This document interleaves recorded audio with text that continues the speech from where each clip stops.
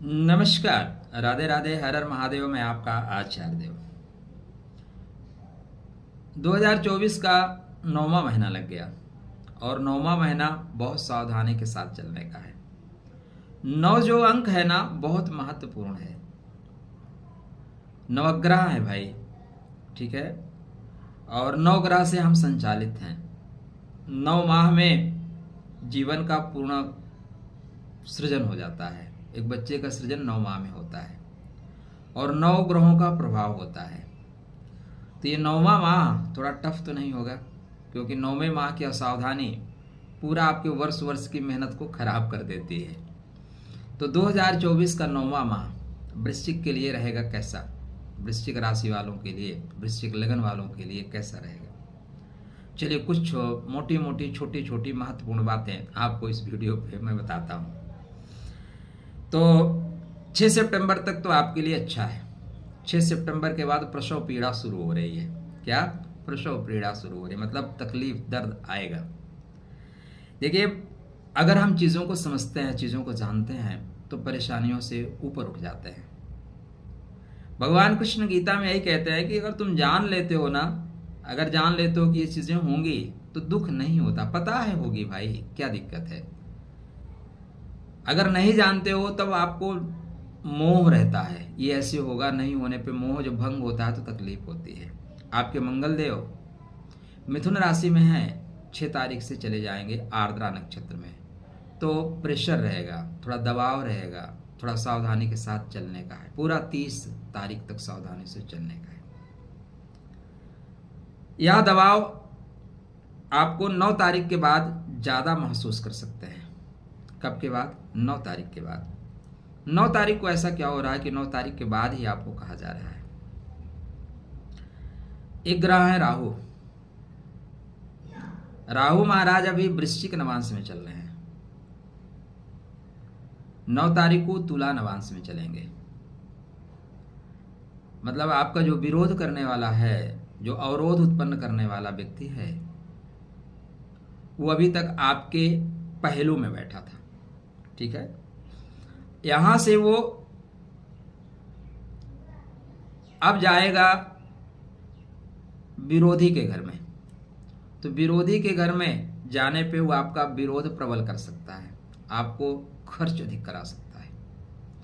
द्वादश भाव खर्च का है और राहु के नक्षत्र में मंगल चल रहे हैं। पॉइंट समझिएगा। राहु शुक्र के नक्षत्र में चल रहे हैं, जो शुक्र आपका नहीं, सॉरी, शुक्र के नवांश में चल रहे हैं, नक्षत्र नहीं। नक्षत्र तो शनि के ही नक्षत्र में है, जिसका नाम है उत्तर भाद्रपद। उत्तर भाद्रपद नक्षत्र समाप्ति का है। यह मुक्ति की ओर आगे कदम बढ़ाने का है। अर्थी के अंतिम 2 पाए हैं, काम को फिनिश करने का है। यहाँ पे आपको मैं इसलिए सावधान कर रहा हूं कि मंगल अष्टम में है। अष्टम मतलब ऊपर से नीचे आना, खिसक जाना, स्लीप कर जाना।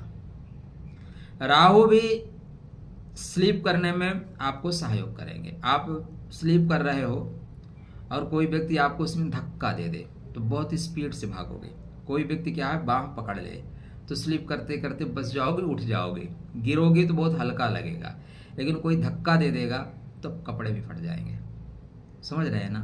जीवन हमें जो है ग्रहों से मिला है और ज्योतिष ग्रहों की चीज है, और ज्योतिष को समझना बहुत आसान है। बस टू द पॉइंट आगे बढ़ते रहना है। चैनल को सब्सक्राइब नहीं किया तो सब्सक्राइब करना भी आसान है, ऐसे टिक से करके चलिए। सूर्य नारायण अच्छा है, एक ग्रह आपको अच्छा फल दे रहे हैं। सूर्य नारायण गुरु महाराज अच्छे फल दे रहे हैं। मृगशिरा में चंचलता, मृगशिरा के बाद आर्द्रा आता है। मृगशिरा के बाद ही आर्द्रा आता है। शनि महाराज भी वक्री हैं, ठीक है। शनिदेव वक्री होके चल रहे हैं। बुध महाराज सूर्य नारायण की राशि में रहेंगे। बाद में ये 23 सितंबर से उच्च के लाभ के घर में जाएंगे, ठीक है। तो कर्म प्लेस पे बहुत परेशानी नहीं आ रही है।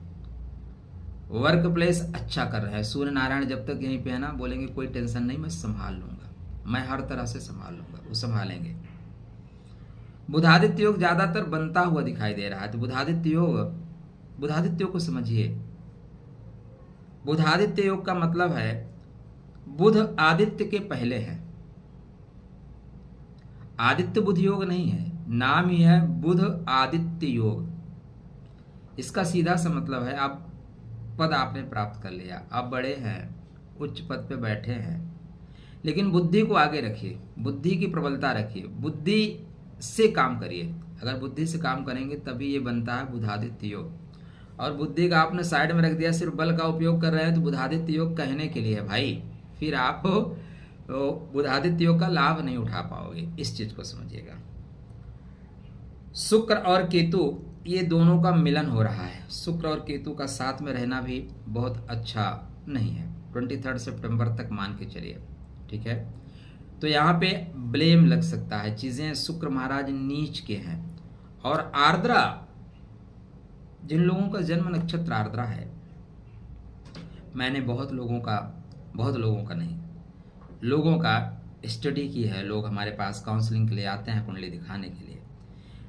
अगर आर्द्रा के 10 लोग आए हैं ना, तो उनमें से 6 से 7 लोग, कम से कम 7 लोगों के ऊपर जीवन में लांछन लगता ही लगता है। आजकल जो नवयुवक हैं उनके ऊपर आर्द्रा में कहीं ना कहीं कुछ ऐसा उपक्रम लोग करके पाक्सो लगवा देते हैं। छोटे बच्चे का ऊपर इल्जाम लगा देंगे किसने हमारे साथ छेड़खानी की। आप सफाई देते रहिए। तो आर्द्रा जो है मित्र, संभल के चलने का है। तो इसीलिए मैं बोला कि 9वां जो महीना है ना, बहुत सावधानी से चलने का है। परिहार हमने विगत वीडियो में बता रखे हैं। यहाँ पे अगर परिहार की बात करें तो चलिए पॉइंट टू पॉइंट मैं एक चीज यहाँ पे और आपको कनेक्ट कर देता हूँ। कृष्णाय वासुदेवाय हरे परमात्मने प्रणत क्लेशनाशाय गोविंदाय नमो नमः। शिव शिव। 1 तारीख थोड़ा संभल के चलिएगा। 2, 3, 4, 5, 6, 7, 8 तारीख संभल के चलिएगा। सितंबर 8 को बहुत संभाल के चलना है। लोगों के साथ उठ बैठ रहे हैं, आप सरल हैं लेकिन वो सरल नहीं है। 8 तारीख का दिन संभाल के चलना है। उसके बाद अगला संभलने वाला दिन आपके लिए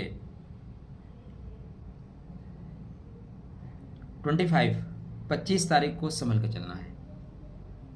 25 तारीख को भी संभल के चलना है। एक दिन और बीच में मैं छोड़ रहा हूं, 17 तारीख। तो 8 तारीख, 17 तारीख और 25 तारीख, ये जो 3 तारीख आ रही है ना, इस माह में आपके लिए अच्छी नहीं है। आप भी सोच रहे होंगे कि हम आपको अच्छी बातें कम बताते हैं और इसी तरह की बातें ज़्यादा बताते हैं। देखो, रास्ते में यू टर्न कहाँ है, ब्रेकर कहाँ है, कहाँ रोड टूटी है, जानना ज़्यादा ज़रूरी है। बकाया तो रास्ता सामने नज़र आ रहा है। तो इस दिन 8 तारीख को, 17 तारीख को और 25 तारीख को मूली का दान करना, बैगन का दान करना बेहतर रहेगा। दुर्गा जी की आराधना करना बेहतर रहेगा। राहु के मंत्रों का जाप, राहु से मंत्र की अपेक्षा भगवान शिव के मंत्रों का जाप करना आपके लिए कल्याणप्रद रहेगा। आदिशक्ति जगदम्बा की यदि आप आराधना करते हैं, राहु बिल्कुल आज्ञाकारी बच्चा बन के बैठेगा। इसका जो नक्षत्र का अधिपति है ना, वीरभद्र, इसके देवता हैं वीरभद्र, ठीक है, आर्द्रा के। वीरभद्र की जो जीवन संगनी है वो भद्रकाली है, अच्छी वाली काली है। राहु सिंहिका का पुत्र है और सिंहिका पार्वती जी के बहन जैसी हैं। तो आदिशक्ति जगदम्बा, पार्वती ने जगदम्बा की शरण में जाने के बाद, ठीक है ना, दुर्गा जी की शरण में जाने के बाद राहु आज्ञाकारी बच्चा बन के बैठ जाता है। तो आप चाहते हैं कि जो 24 से लेके 30 तक का जो छोटा मोटा उत्पात है ना हो, तो दुर्गा जी के निवारण मंत्र का एक माला जाप करते रहिए ना। क्या दिक्कत है, क्या परेशानी है। 9वां महीना सावधानी से चलने का है।